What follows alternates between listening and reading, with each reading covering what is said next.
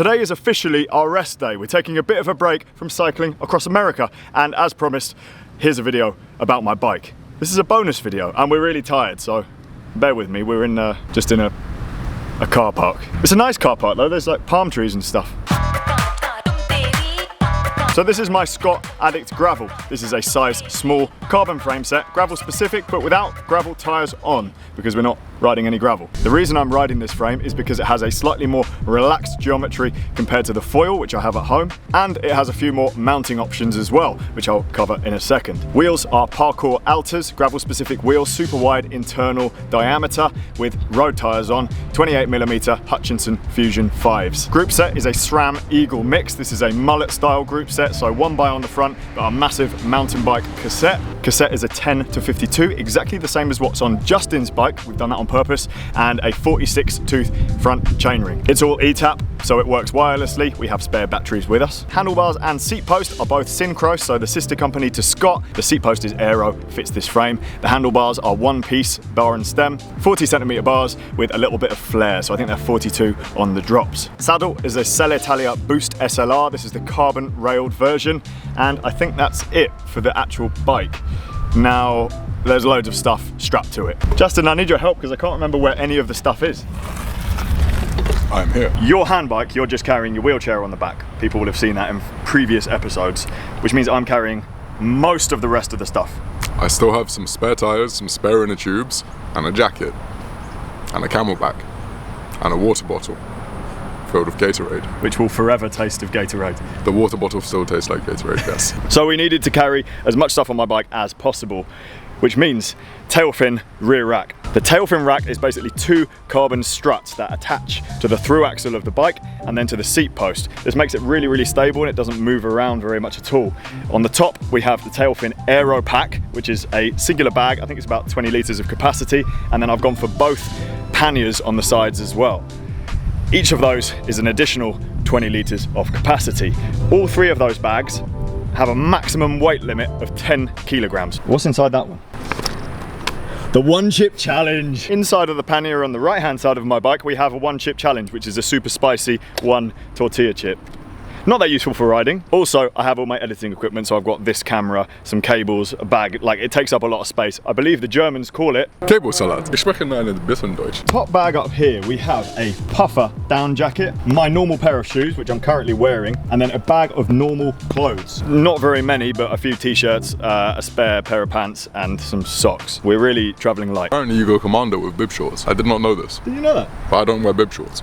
No. Or pants, so it doesn't matter. If you wear pants as well as bib shorts, then they end up chafing. In the other bag, we've got all of Justin's stuff, so it's all contained, and when we finish at the end of a ride, I can just go, whoop, there's your stuff. And at the bottom of the pannier, we filled it with tyres and inner tubes specific to Justin's bike, because he has a smaller wheel size to me. Special mention to the Garmin Varia. We have two of these. These are lights made by Garmin. We have one on the back of the wheelchair as well. This is the newest version, which records video. This is the older version. I've put this on because the clip fitted better on my Tailfin. The really great thing about these lights is that they link to your head unit on the front of the bike, and they'll tell you, using radar, that a car is coming up behind you. So when we're on the big main roads, it will literally tell you when a truck's coming up, how fast the truck's going, and you can see it approaching you. So we know if it's safe to move out, if there's something obstructing the cycle lane, and it's just a brilliant piece of tech to have. This is a very good opportunity to mention that this video is sponsored by Garmin, and if you stick around to the end, we're going to be giving away a very cool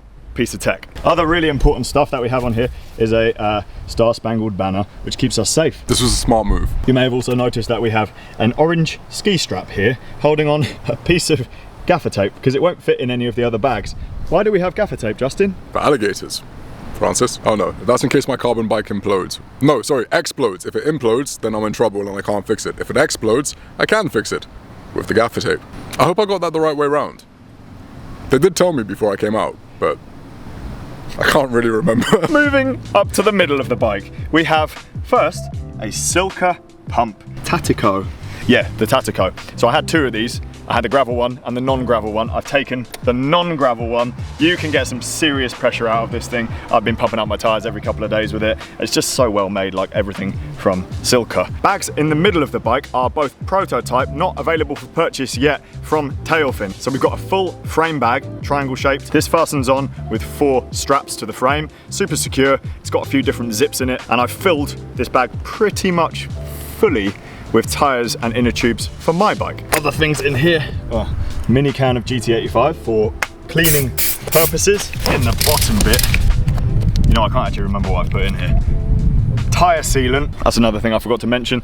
Tyres are tubeless, might as well have a shot at them sealing before putting an inner tube in. And then more inner tubes in that bottom bit. The top bag, stuff that I wanted to access quickly. So we have front light, also made by Garmin, Varia, super bright. I haven't actually found a way to fit this neatly to the front of my bike. So what I've got is a action camera clamp, so I can fit it on the handlebars in a rush if we do get caught out riding in the dark. We have some Sturka salts. I've been getting through these, especially with the hot days recently on the East Coast. Probably won't be as much reason to need them later on in the trip, because it's gonna get a bit cooler in the next few days. Hopefully.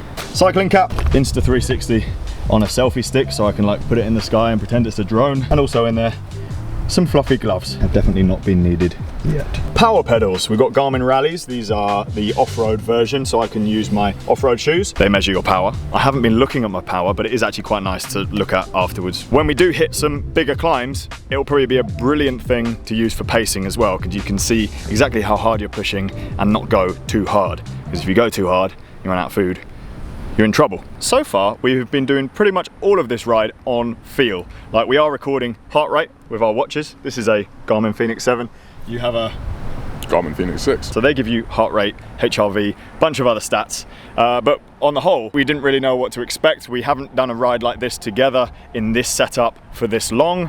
So for the first few days, we really have just been playing it by ear to see what happens. And I think it's going really well. Onto the front of the bike, I have 2 food pouches. They look like the things that climbers use to put chalk in, and they're just fixed to the back of your handlebars. In one, I have food, and in the other, I use it for drinks, because I haven't got space for a bottle cage. I've been using a Camelback for water, and then usually putting a Gatorade or a Coca-Cola or something like that in one of the other pouches, so you can get a quick drink, or if Justin needs a drink and he's run out of Camelback, then I can just give him that quickly. Those are super quick to access, so it's just things that you need immediately go in there. Then I have a bar bag, which is just Velcroed on the front. Inside there is other stuff that I would need in a rush. So tools, puncture repair kit, patch kit, Leatherman tool, multi-tool, and then a tiny little JBL clip, JBL. It's a speaker, it's really loud. It lasts a few hours, and it means we can play music out loud instead of using headphones, and we can enjoy ourselves and both listen to the same song. Then on the front forks, the last of the bags, I have 2